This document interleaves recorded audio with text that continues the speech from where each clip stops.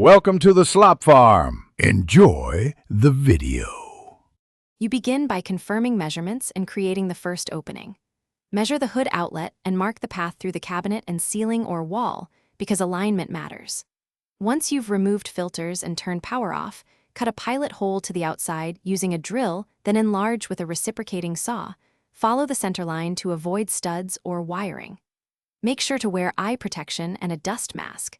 These early cuts set the whole job's accuracy and prevent rework. You now route the duct from hood to the exterior, and here's why straight runs matter. Every bend reduces airflow. Use rigid 4 metal duct and keep bends gentle. Once pieces fit, seal every seam with foil tape and mastic to prevent leaks. Secure the duct to framing with brackets to relieve hood strain. At the exit, install appropriate flashing or a wall cap so water can't enter. Make sure flashing is slipped under shingles or caulked at joints for a weatherproof seal. You finish by attaching the duct to the hood outlet. Crimp the duct end if needed, slip it over and clamp tightly, then seal with foil tape. Once reassembled, restore power and test on high. You should feel a strong pull at the hood.